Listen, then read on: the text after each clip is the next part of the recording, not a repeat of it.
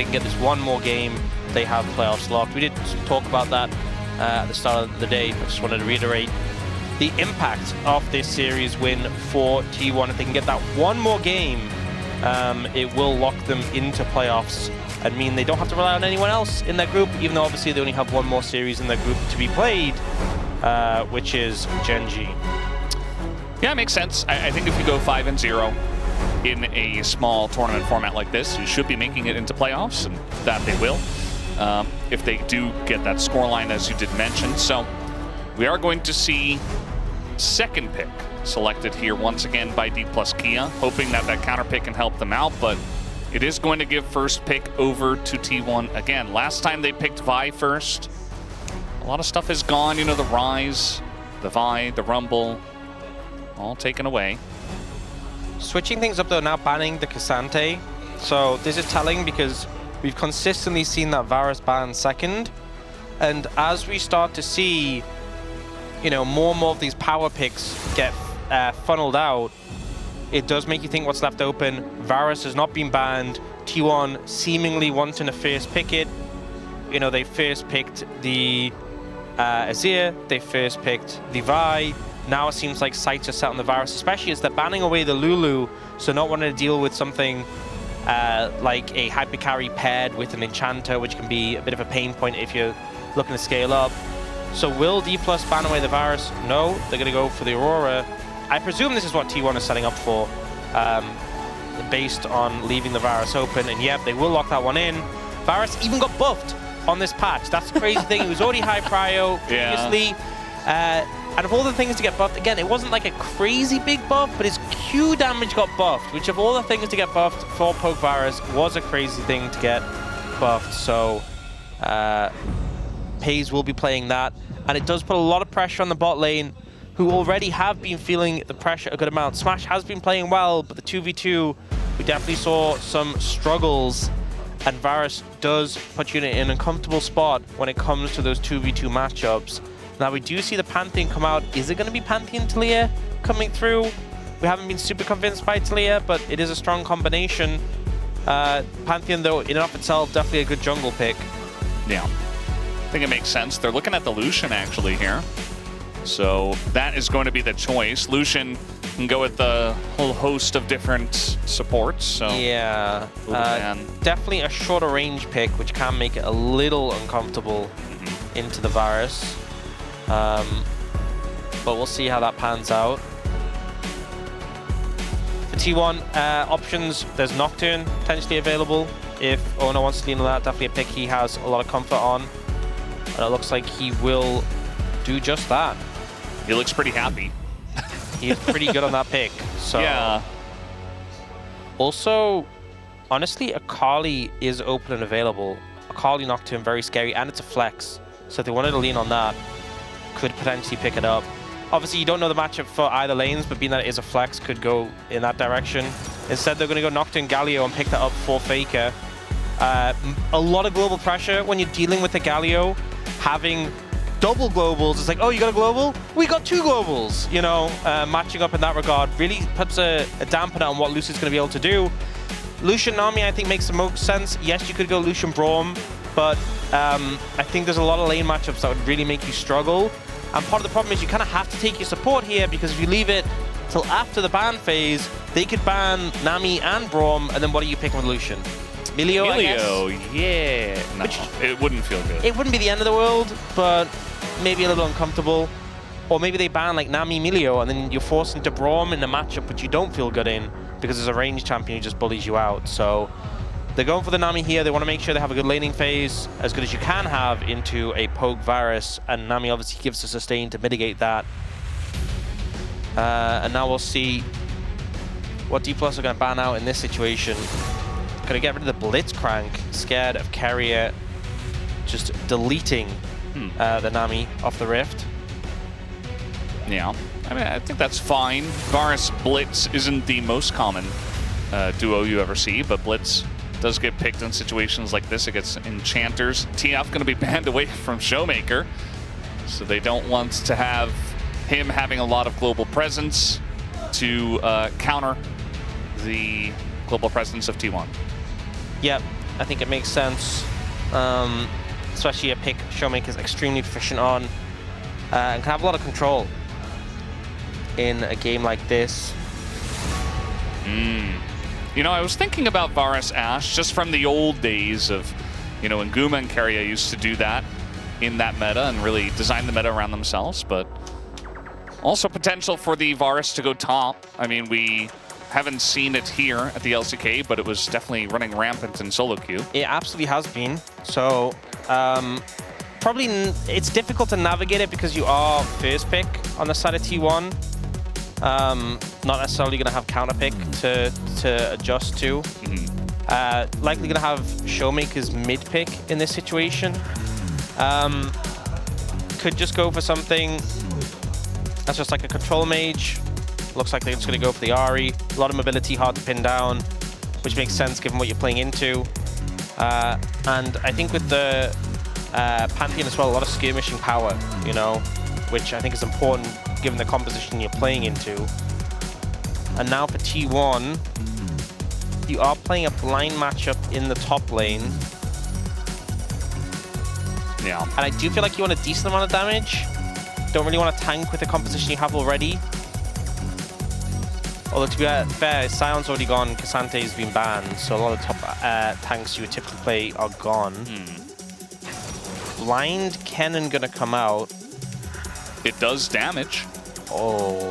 Thinking about support Kalista here.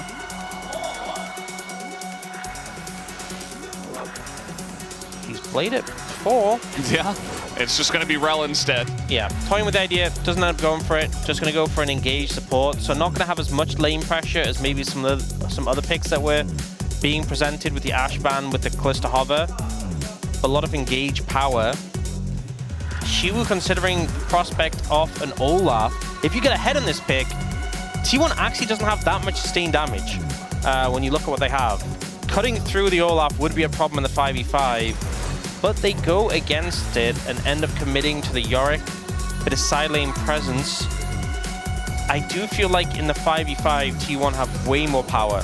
Yeah. A lot of dive in the top side, the Varus ult, the Rel ult, loads of power there. I feel like D+'s composition kind of needs to get the ball rolling early. And I mean, yes, you have the Yorick, who's a lot of presence in the side lane, but you know, I feel like the Ahri Lucian, these champions when behind, really going to struggle to make an impact. They don't do a whole lot, especially up against something like a Galio. You know, this isn't BDD pulling out Ahri into the Yone of Scout and, you know, 1v1ing the matchup and getting solo kills and taking over the map, as we saw in Game 3 yesterday. This is definitely going to be a different vibe of Ahri.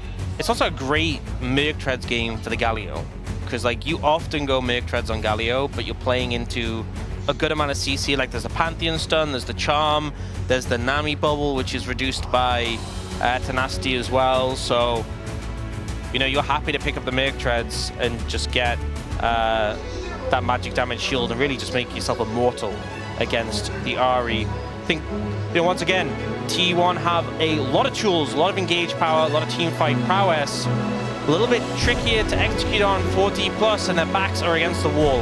They got to make it work here in game number 3. Let's hop onto the Rift.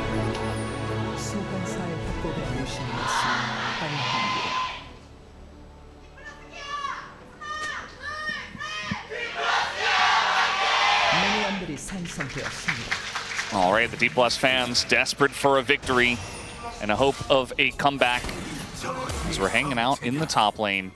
Don't see a lot of level 1 shenanigans nowadays, but that's going to make you not very happy. Does he have to TP back? No, he's going to stay. Yeah. Oh. So that's one of the options, but none of the options felt good. Yeah. Well, range tops. How do we feel about them? I like them. What? Yeah. I don't play top lane, so... Oh, okay. That explains everything. I don't... You know, I don't play that much top lane, but I empathize for the people who play top lane. I just think it provides more fun gameplay. You think playing into a range top? Not playing into it. Watching. Oh. Yeah. like for us to cast it, I think it's more interesting to get a ranged top than like, I don't know, Cassante versus Yorick. I like seeing the top laners clash and just farming grass stacks. Yeah, I think you only care about the stacks actually. Okay, I'm a bit of a fiend for the stacks. I'll admit it. Okay, I have. That's really the only angle. Anything that has stacks, I like to see the number go up. Mm-hmm. Okay, it's a bit of an obsession. I wonder where that came from. Yeah, we'll never know. We'll never know. But yeah, it is fun to see the number go up. We are not going to see all too much of it in this game. Yeah, we actually don't have any grasp in this game. Yeah. What a tragedy. We don't have... We do have one of my favorite things to mention, Ultimate Hunter, way on the Nocturne. Yeah. So I can bring it up whenever he gets an assist to kill. That's good. That is a number. Yeah. That can potentially go up. Yeah, reduce cooldown the ultimate. Which you'll definitely be pressing off cooldown. Anyway. Better to have it available as often as possible. So bot lane matchup, not going so well. You know, obviously the Varus has a lot of pressure, but generally it's when you've got a few points in your queue, when you can kind of outpoke at a distance, but also the support matchup is more the differentiator in this one. Because you have this Rel into Nami, because you have Lucian Nami specifically into Varus Rel, you are on the back foot. So D+ have enabled themselves to be able to have a good time here. Now Lucid is looking for a potential dive. I mean, Owner is down here, so gotta be very careful. You gotta make this happen quickly. But Career gets tower aggro and nearly dies. The Q comes through. It's first blood for the Varus, and they do get Keria. But we are gonna see, yeah, Owner just force them back. And meanwhile, up in the top side, looks like Doran's in a bit of trouble here, trying to just dash away and flash as well. So he gets away with his life, but not looking good up there. Yeah, he gets locked in the cage and does not have a good time. She was finding an angle to just catch him, and not really having the attack speed to get it down quick enough. This was actually really well played by Carrier here, even though he trades 1-for-1. The main thing is he keeps Pays alive, but if you watch, Career wants to take aggro here, so he autos and immediately Carrier pounces, CCs him, and forces to hold him accountable for taking the aggro first. Unfortunately, Pantheon's so strong. Speaking of Keria, he is in the mid lane. I don't think they're going to kill him. Yeah. Ultimately, they don't find him. But still, that dive, the response from Keria as soon as the aggro was taken, was very good. But yeah, Pantheon's just a bit too strong at turning things around. They do chunk Showmaker out, and should be able to find a reset for Faker. But yeah, freeing up the Rel already to make a roam and find some pressure. Yeah, it's kind of interesting what happened up here in the top lane. Now she was up a flash. She has been struggling a lot into Doran tonight. But so far in this game number 3, things are looking up, looking better. I don't know if we'll get a replay of exactly how the trade panned out, but you guys can imagine he probably went aggressive, trying to get damage, got caught in the cage, took a shovel to the face, and Doran had to run. All the ghouls jumped him. Yeah. Like the glob of mist. Yeah. I hate getting globbed. Is it a glob, really? Isn't it a glob? A glob of mist? I don't know what it's called strictly, but it is a, you know, if we're describing it. It looks like a wave, you know? There's no way it's a wave. It's like a little, it's like a cone. Morning mist. Yorick hills a globule. What? Black mist. It is a glob, actually. Yeah. Wow. Spend more time in top lane. I guess, yeah. This explains a lot, I suppose. Lucid is down here. Meanwhile, they're going aggressive on a Smash, who's getting quite low, but maybe it was a bait all along. Carrier's down, the bubble hits Pays, and he has to bubble himself. The spear, the spear! Oh, there it is, Lucid! Says, I'm here to play now. Snipes him with it. And you know, I had a lot of praise before for Carrier for finding the angle under the tower for punishing the dive. This was just him going aggressive when didn't have the backing to do so, and both of them pay for it. So a big point of pressure for D+. You know, 2-0-1 for Lucid on the Pantheon. The bot lane going super well for D+. This is a great start for D+ when they desperately needed it. We'll see here, so like Smash, trying to get a Crystalline Overgrowth proc on the tower, steps up, but they just don't quite have the burst to take him down. And again, Pantheon does so much damage this early, has the Tychos busting on him, stacks up the spear, snipes out the Varus.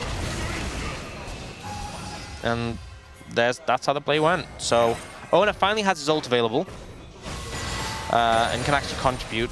Yeah, maybe he is a champion now. We'll have to wait and see how the first Paranoia does go.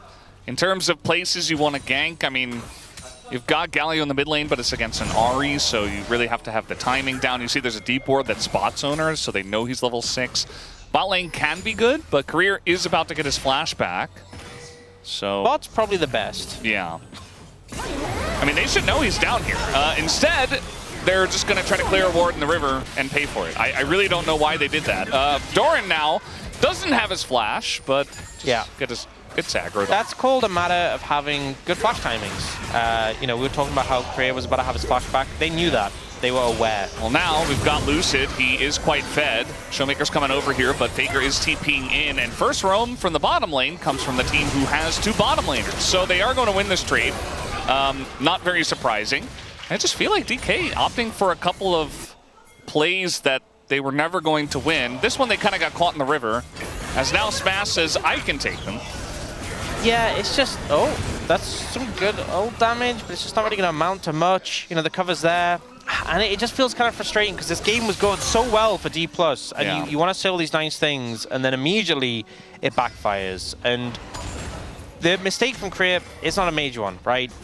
But you're playing a bit too aggressive without flash for a Nami. You're walking through the river on this aggressive path. It's free, right? You know Nocturne's going to be about 6. But then here, Lucian's like, hey, I'm strong. I'm fed. I'm Pantheon. It's like you don't have the support here right now, right? You know you just lost your Nami. Right, you're thinking, oh, well, Galio's respawning, but it's like, because the bot lane's there, like, how are you going to get out again as a Pantheon? Right, you don't have the summoner available, and it's just like, okay, well now, what was just one pick has turned into even more. They're looking for the dragon here. Yeah, speaking of which, this snowball might get out of control very quickly, unless DK can win this one. But you can see the T1, you know, they could have maybe tried to finish off that Drake, but they don't overpress it. They say, okay, we stop them from the Drake. I think but that's good enough. That's the key difference, is knowing the limits. And I think it's something that D+ need to brush up on very quickly. Like in this game right here, otherwise yes, they probably just lose. Yes, I think learning as they go. Faker has got those Merc Treads. Hasn't got the upgraded ones yet, but this matchup unlikely to amount to much for Showmaker in terms of pressure. Faker's definitely one of the Galios that actually builds a good amount of AP outside of the Merc Treads, which there's no AP boots, but yeah, he's definitely one of the more aggressive ones. As now Carrier looking to turn around this play as the chains do come down, and guess who's back? Back again, it's Owner in the bottom lane, flashes the bubble, takes down Smash. They get the flash out of Career as well as the heal, and another stack for Owner. Yep, so easy to do, and this is how you should be playing. You have Nocturne, the bot lane's easy to set up. I think he's okay. Actually, he might even kill it. Yeah, he's just going to kill Career. Baited, I suppose. We'll give it to him, you know. Has the barrier in the bag, turns around, finds the Nami as well, and now you have a 4-1 Varus. I want to remind you, they were winning bot lane. D+. They were crushing. D+ were winning bot lane. How quickly that has turned around. Uh-oh. Well, Lucid does have his flash. He might have to use it here. As the flash comes in for Faker first, as he does put up the shield, gets feared, and now is going to flash over the wall. As Showmaker does come over to try to help out. The charm does hit onto Carrier. There's a very nice bubble going to catch too. Showmaker trying to keep them around, but he doesn't have his charm. As now Pantheon's joining out, and they immediately turned on him.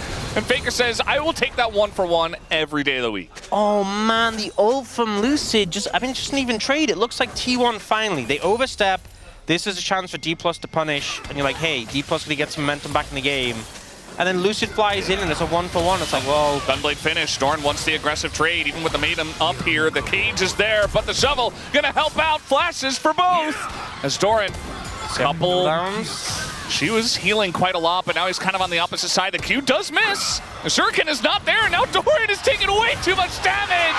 And Xiu just survives through it all and takes the kill. Yeah, just a step too far. You know, the healing that was coming in from Xiu, the constant damage that was coming through from various sources, trickling Doran down. And I think it was one of those plays where it's like, you've already gone a step too far. You're a bit too deep. No way getting out now. Some answers back from D+, but still, game not as good a position as we obviously started off. This is just Nocturne in a nutshell when you have a bot lane with so much setup. I will say that the ult from Korea here ends up disrupting quite well, knocking the piercing arrow, disrupting it from Pays. Then this just baited by the barrier. Yeah. Pays said one thing there. He popped the, for the triple tonic, the adaptive force potion, which gives so much extra. It's like 30 adaptive force, so. That's a lot. Yeah. I think even if that Shuriken lands, I don't think Doran wins this trade. Like, I think Xiu would have gotten low, it would have looked closer, but I think he's still, I think Doran still dies. So Yeah. I don't really know. Bit of limit testing from Doran.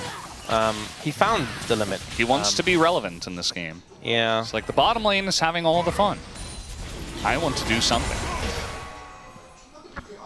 Faker, on the other hand, has purely accepted his fate in the mid lane. He has picked Galio, and he's clearing waves, and that's it. Yeah. Had some moments where he was going in with taunts onto Lucid and stuff, but that's about it. And guess who's in the bottom lane once again? It is Owner. We do have Essence Reaver on Smash and Mandate on Korea on the Nami, so... Don't forget the Scout Slingshot. That item just... there are some items in this game that you see them and you're like, okay, that's an item. That's damage, right? Yeah. You know, like Ghostblade. That item looks intimidating. Yeah. Actually, I mean, I say that on some champions, I'm like, oh, right? On an assassin, Sundered you're like, Sky. yeah. Sundered Sky, that's a good looking item. Scout Slingshot, whenever I see that item, I'm like, oh. Wow. It just What does that even do? Okay, this time the Gunblade and no cage, so maybe Xiu, yeah, he's gonna get stunned up, and I think he's got it here. Nope, one more auto, and there it is. Doran Redemption. extends it and picks up the kill. Not Redemption the item, but like Redemption from his previous attempt, yeah. He had Gunblade, not Redemption. That was, yeah. Yeah. Thanks for the clarification. Yeah, Scout Slingshot just looks so Useless. unintimidating. I mean, it doesn't feel like it does a whole lot anyway, as Career's just dead.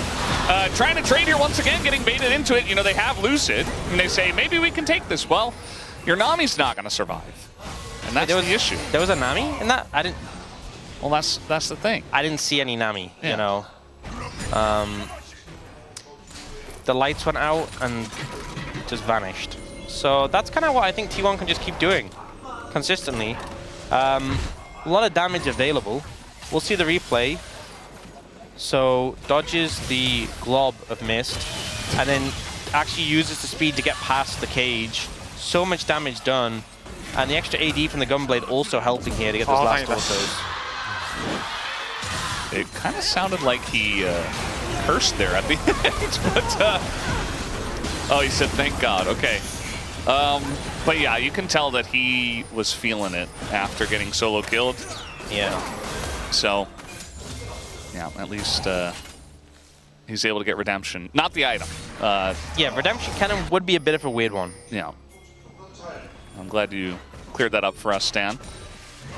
And now we have some pressure on the Rift Herald. Top laners have moved down to the bottom side.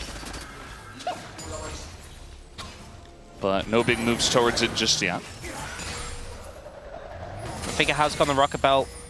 But you know, I think that's completely fair. I think there's not a ton of damage on the other side. I also think like as much as there's places where like the Bruiser build's good, I think you can just go like the Rocket Belt, high damage, Galio, fly in, and just explode people.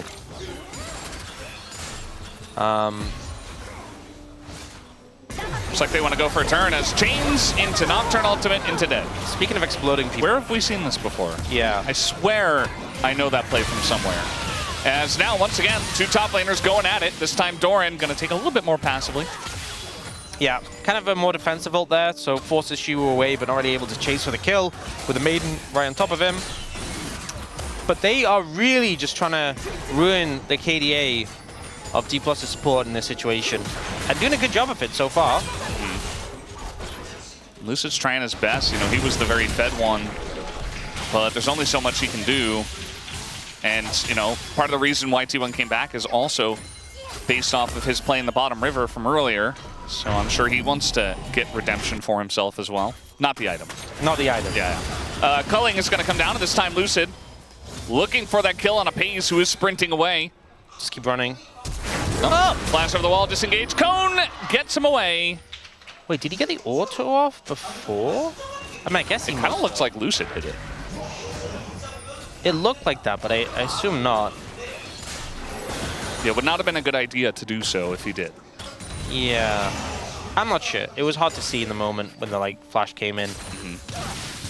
But either way, manages to get away from the situation, so good escape for Paze. Helped out by the Ghost Blade. Let's see it. Yeah, that is a Pantheon auto. He autoed the blast cone. That's not the redemption he was looking for. There's no way. I just automatically defaulted to like there's no way that actually happened. There's no way that actually happened. It did. It did. I just Wow. Well, that happened. Yeah. That's a tilter. Do you know how Doran said after his solo kill, it's like, thank God? I can't even imagine what Lucid said after that. You know, yeah, he said funnily enough, we didn't get that on the I think we should, yeah. Yeah. Wow. That, that's a tilter. Will career learn this time? Nope. No, he won't. You know, I thought sixth time was the charm. You know what you said? Will he live? What is there to learn from this? Don't clear the ward. What do you mean? Die. Don't clear. Stand in the fountain? Yes. No, just let someone else do it. Okay, this time they're going in on a Paze, and that should be enough, but he's getting so much damage, and he's even living! He's alive! Okay, well, he's dead, but Lucid will go down eventually as well, but I mean, at least they get the kill, but man, honestly, how tilting can this get? At least they got him. At least, you know, if the goal was to kill Paze and nothing else, just purely to kill Paze, they were successful. Get Dragon? No. Win the fight? No. Win the game? No. Protect mid tower? No. None of these things, just purely to kill Paze, they were successful. If that's what we're measuring, then they achieved their goal. Not again. Paze, he's okay. But he does have the tidal wave. But unfortunately, the outcome of the series is measured more on their ability than on their ability to kill Paze. This was pretty close to being the biggest tilter. A lot of peel from T1 coming in, and it was this spear though right at the end. And Doran killed Smash, by the way, at the top of this fight. Yeah. It's not looking good. It's not looking positive. Oh, 가능. He said he's disappointed. Pace died. Pace has let down the grandpa. That's gonna sting. Mr. Grandpa Goat. Yeah. Here on the team is very disappointed with you, Pace. Faker's definitely he's a big time joker. He loves to poke fun at pretty much everything. So yeah. Wait, you don't think he was being serious with that comment? Yeah, no, I don't think so. Smiling and laughing as he said. He's always having a good time. What do you think? Do you think Showmaker's saying disappointed when Craze dies every time he gets triple ulted? Play safe, support. Play safe. Craze like, okay. But this is the thing, like he has put himself in this position now where... Okay, I mean, what? You have to get vision somehow, you know? Well, yeah, that's the thing. It's like you need your support to get vision, but the trade-off is he dies. Okay, then what are you supposed to do? Just never get any, never leave the base? I think he needs to move with Lucid and hope that it helps. It doesn't. Not gonna be easy. It doesn't. We've seen that. Lucid's been like 2 minutes away every time. Well, no wards for you. Look, or he could just die. I'm all for criticizing when supports aren't playing well. And I'm not saying, like, you know, Chris having a great game, but I do think there's limited options when I'm disappointed. when you're getting tag teamed by Owner and FaZe just firing ults at you every 2 minutes. Yeah. Limited options available, you know? Yeah, I think he's feeling that. And unfortunately, that just means they really don't have any presence on the map. Like, he was scared to clear that ward in his own jungle. You know what I would say? I'd be like, you know what? It's okay. When we go to game 4, you don't have to play an enchanter. Best of 7s. Best of 7 win. Given opportunity to career. Owner is kind of going 1v4. Thought that Keria would be following up. I think he got bubbled. So Keria wasn't quite there for the play. Keria is, he's breathing a sigh of relief. His heart is beating at like 200 BPM. He's like, oh my god, it wasn't me. It wasn't me for once. Yeah. And look how quickly the ults are ticking back, right? He doesn't have much time. Oh, trying to trap Doran in here as it is Lucid nearby. But, yeah, I mean, he gets into the turret pretty quickly. It's a good thing Doran checked the brush early. Otherwise, you know, if he pushes up in the lane, maybe Lucid gets there with his ult and they can collapse. But not meant to be. And this one, you know, in terms of numbers, it doesn't... You know, it doesn't say like, oh, T1 ahead, 10,000 gold this time at 23 minutes, but it feels that way. As this time Faker going to have to flash away. Keria attempting to help him out as well. The disengage cone comes in. Yeah, get some clearance. Was flashed down from Faker. They did also lose Owner's flash earlier, so D+ showing they have some fight in them. They will burn those cooldowns if you overstep, and it is a Chemtech soul, so not the biggest priority soul in terms of closing the game out. But it still just feels like existing is dangerous for D+, if you're a bit too far forward. There is that threat. Smash just finished his rapid fire cannon, so not the most inspiring combination of items on this Lucian, but just give him some extra range to play around with. Hayes has 3 full items, so... And a Caulfield's Warhammer. A little bit spooky. A little bit scary. Yeah, 7 kills. 2.2k gold ahead on the Lucian. Will do that. And again, you can look at the map, like at least they've been able to get some wardage through like the top laner, through Lucid on the map. But again, Career doesn't get to ward. But in positions like this, you're not going to ult over the Pantheon at least, so able to stick around for now. I say that. Oh my god. I don't want to curse this guy, I swear. Stop talking, Brendan! This is kind of, you know, Pace is just really good at the video game. Sorry. He's trying to exist. They are setting up for the dragon. Faker has TP, but he's going for this top tower at the moment. They might, I mean, they could just not contest this if they really wanted, but they are TPing. Yeah. They're like, we need to push the pace of the game. We want Soul, even if it's not the best. Yeah, I think T1 will be happy that DK tried to go for the dragon. Although at this point, you did TP and DK all got away. By the way, the Maiden just went down, so there is that. So now we got a fight coming in here. Owner is just going to go in on the Career. I don't know if that was the best idea this time around, but it's okay. He gets low. The chains go down on the Lucid. Showmaker nearly dies to Doran, but he does get away. And now Faker trying to join on in. Lucid's still alive.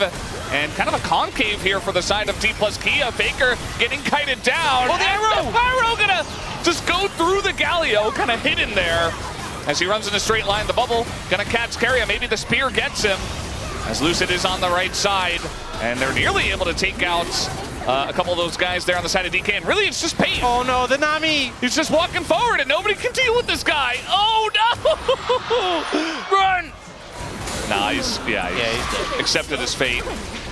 And that's the end of Career once again. What's one more death, you know? But at least DK, this is a much better fight compared to what we've seen so far. Yeah, they actually managed to navigate it and get the dragon.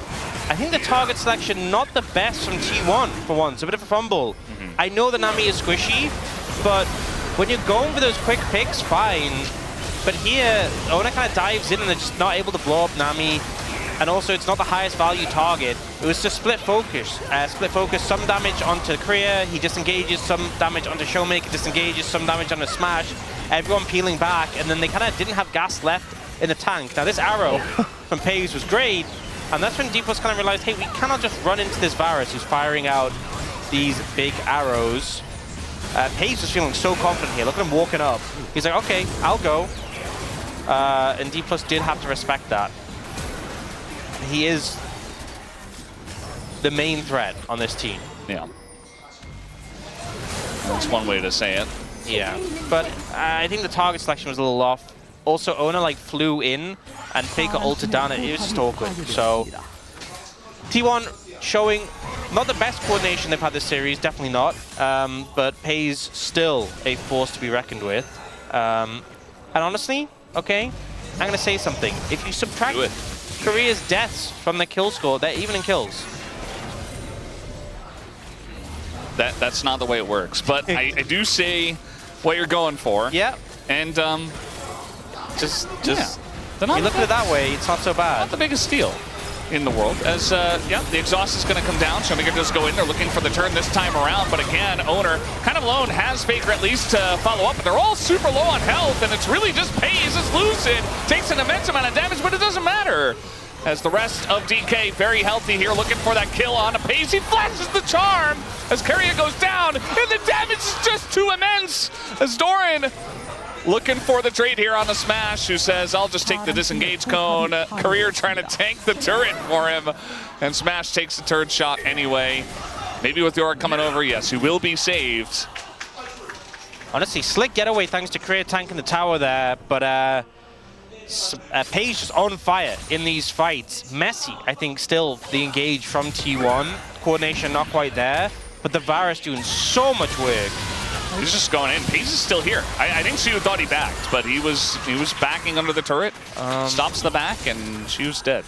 Yes, that did just happen. Kill number 12. We're not even done yet. We're not even done. Oh no. Oh no. Not like this. Smash doesn't have cleanse. Career, don't walk up. Not like you this. don't need to die again. You yeah, don't need to die again. The Baron's still just here, doing so much damage to them. I think starting the Baron's a risky play. They have started Baron, I'm aware of this. As I'm saying this, I'm aware it's a risky play. Yeah, well, you can ult in if he really wants to get in there. I think eventually he will, although he's going to trade on the Doran first, maybe try to spark a turn, but the turn is not coming in, and that Baron's getting pretty low. As now the Paranoia comes down, and Lucid never pulls the trigger, as now they are going to go in, but this time Owner shows some more restraint. Charm is down. Spirit Rush also is down. Keria looking at the front line. They're going to take it slow this time, and I think that's for the best. As eventually Lucid should go down. Not quite, though. Does walk it off. Has GA as well. Yeah, not actually so risky if you don't get contested on the Baron. So T1 hold strong. They save the Paranoia till late to kind of zone them away, and Lucid just never dives in to contest the Baron. Here's that initial play. Got very scrappy here. We see how deep Ona ends up going, and the bot lane are able to disengage away. The Galio ult splits them, but he's so low already that he just kind of gets deleted in this situation. Pays here, dodging away from Showmaker with the flash on the Charm, super late and able to blow up Showmaker as well. And then Doran's coming in, but this was a cute tower tank from Korea to let Smash escape. You can see he's waiting for him. I think he would have just died otherwise. Definitely would have just died otherwise. As it stands, though, you know, a couple of closer fights. DK aren't totally out of this one yet. Yeah, they're showing some life. It's good to see. It definitely has been. We still have to get through this Rebel Baron power play on the side of T1, though. And they're taking plates on the inner turret. Pays, ooh, the max range, and that's going to be a lot of follow-up damage. As now, we do have the Pantheon coming in, trying to peel for him, and trying to get the angle there with Showmaker, but he doesn't quite have the charm, and Lucid, I think, will eventually have to pay the price with his GA. We do have Shu on the flank coming in, but Faker also there, trying to peel. Doran now just going to flash on everyone. Oh, the damage! Smash! Insane amounts of damage from this cannon. He's going to have to pay for it with his life, you would imagine. As there it is. Showmaker takes him down, but yeah, Faker and the rest of T1 just peeled off and kind of left Doran on purpose because they wanted to deal with Xiu, who does flash. And they do have the follow-up as now Lucid comes in, picks up 1,100 gold. And looking for a bit more here. Keria, though, going to get out of the cage, and they still have Owner, they still have Faker. And it doesn't look like Showmaker alone is enough damage to deal with this front line and the tankiness of T1 from ahead. Triple kill for Faker. And Career, they're looking to bully him further. It's not going to happen, though. Messy fight, but Doran comes in, blows up the enemy AD carry. It's D+, they're trying to respond in kind, but they just don't have gas in the tank to continue the play beyond that. Definitely a bit of a crazy one. The Yorick flank, not something you typically see. If they dive in with the Pantheon, the peel's pretty good. It kind of stops Showmaker from getting to Pays and allows them to survive. But then we have this deep Yorick flank coming in, so they kind of have to peel away. And Doran's like, you know what? I have a lot of damage. It is what it is. I'm going to send it. Yeah. I respect it, honestly. It does buy time for the rest of the team to peel back and deal with the Yorick. So, you know, it did make sense. And then here, Shiva flashes in and try and hit Pays. Not really kill him, but that allows Lucy to finish him off. Big shutdown, and does take out the Varus, who was a big problem. But the problem is they just have nothing left at this point. Showmaker doesn't have ult, and T1 just kind of cleaned up these kills. Now, just slowly chasing him down, burning him down. Galio and Nocturne definitely known for their combo, but if there's not a lot of threats on the enemy side, you can always chase them down. And Pays has done the most damage by a large margin. Yes. Not a big surprise. He now also has GA, so going to be very hard to deal with, I think, is safe to say. GA and Edge of Night. He used a large majority of his team's gold. We did see, like, next up in terms of gold were 3 members of D+ Kia after Pays. He does have Flash again, which is good for him. So, not the easiest target to deal with. The thing is, he has like essentially double defensive, and he has both sums as soon as his barrier comes up, which is in a second. So, right now though, we have Chemtech Soul coming up. Again, not the highest value soul ever in general, but also just with that comp, not crazy value, other than really on some of the frontliners. Baron is up soon though, and I have a feeling T1 will want to start it, because it's T1, but also just their way of pushing further into the base. They managed to get all of the towers outside of D+'s base, but breaking the base a bit more of a problem. Looks like Pays went back and picked up a Dirk. He definitely needs more items. Yes. Doesn't have enough yet. Running out of space. So next year, 80 carries get 8 item slots, yes? I think so. I think they need more. 1 slot for an auto Infinity Edge when you finish your second 80 carry quest? The thing is, I don't think that's what they need right now. I think it's unfair that top laners get to be level 20 and 80 carries don't. So I think they should get the top laner quest as well as their own quest. Do you not agree? And everybody else just only gets 1 quest? No, I think they should take away the other quests. Oh. Yeah. Yeah, that makes sense. Yeah. That's more fair. They should give 80 carries all of the lane quests. So they get mid quest, 80 carry quest, and top quest combined. That sounds. What do you think? What about support? They don't care about that. Oh. Yeah, they are 80 carries after all. You want to give them wards? Okay. They're not buying those anyway. They're not placing those anyway. Pays doesn't have any more room for wards anyway. Yeah. Somebody's got a face check eventually. The Baron is coming up here in 5 seconds. Oh, you can give them the jungle quest just so they could steal jungle camps. They do that anyway. Yeah, exactly, but they can get more gold XP for it. And you know what? They would still complain about that roll being weak. Oh, Pays. Uh-oh.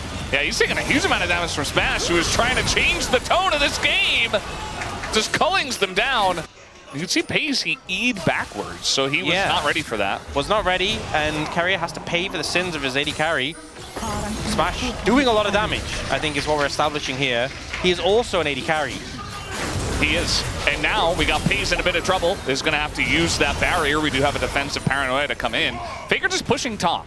Yes. Doesn't care about any of this noise. He is just playing the macro game this series. Now has to find his way out of here. He has heroic exit. Yes, I'm aware. Heroic entrance. Yes, everyone understood the wordplay. You have to explain it. Well, eventually. Okay, the flash charm comes in. He's going to go into his arm guard as well and just die. Yeah. I mean, it's because he has the rod already, so he's going to be able to get the full Zonyu, so yeah. So, there it is. Okay. Do you send Baron? Yes, you do. Yeah, I think this is the time. Varus coming from base. They might just be able to get this. TP's coming in. Oh, this is a great angle for Doran. Yeah, low slicing Lucian is Maelstrom already. Flash. Oh my lord. I don't think Pantheon, I mean, he's got GA up, but this is about to get very interesting. They're going to try to kill him and burst down the Baron while he's dead. And there it is. Even the spike goes to 15. It doesn't matter. T1 playing with their food, and DK thought this was their opportunity to come back. But in fact, it was just T1's to close the game out. Oh, he tries to flash away. No. Oh, no. No career. Oh, man. Well, that's Baron, and that's going to be Chemtech Soul. Yep. For T1. Shiva just gets to recall? The Elder Spawner. He actually gets away because of the TP shield. Yeah. Wow. He's just living in his own world. The joys of being a Yorick. Well, that was certainly not the play that D+ hoped for, I think it's fair to say. T1, Swift Punish. Nocturne, definitely the champion you want in that situation. Kennen also a good champion to have in that situation. Yes. This is a good play from D+. The culling doing a lot of damage. Lucian just able to absolutely shred there. Yeah, just turns carry to paper. Late game sports not doing so hard. And speaking of late game sports, we will get to see the demise of Korea again. Here the ult just comes in. The smite a little off, it doesn't matter. Lucid is dead. Ooh. Twice. That one arrow in the smash. It's like 75% of his HP. Yeah.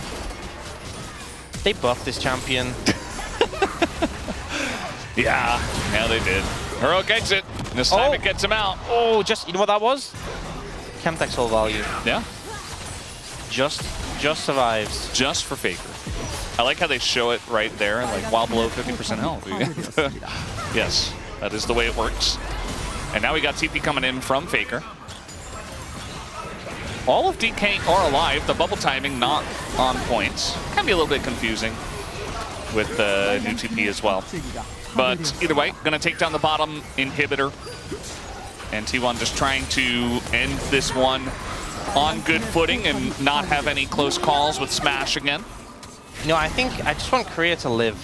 You know, I think he's died enough this game. I don't think the Nexus is long for the world with the current state of the game. But if Korea can just not die again, I'm okay with it. Yeah, I don't think T1 feel the same, though, is the thing.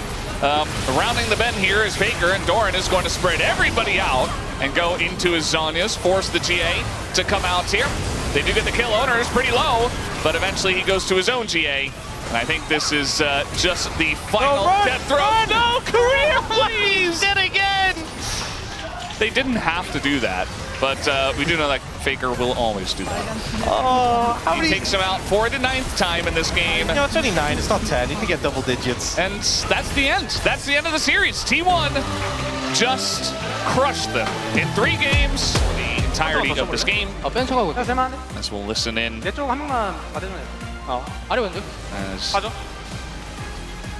they're just saying, you know, just hit the front line, hit the Pantheon. Talking about the Lucian going down. And Ox is still thinking about his POM. I'm really contemplating. I'm struggling. I'm really... It's not easy, I think. It's not easy this one. I did it.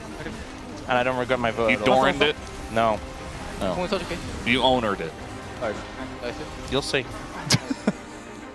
Well, you said no to Doran, but then for owner you said we'll see, so I think we know. Pays 55k damage in 40 minutes. It did help that he had like 18,000 kills at the end of it all. We do know that Sup and CZZ are going to go for Pays. I think that's 100%. I think in a series like this, where T1 played so dominantly, I think there's multiple good votes. Yeah. I think no matter who gets it, I'm not going to be even remotely upset, because I think, like, that's why it was so difficult for me to decide, because I had multiple people in my mind who I thought were deserving. It is Doran. Okay. Yeah. I mean, I honestly expect a split vote, because for me, in my mind, it was a split vote. So I expect a spread. I think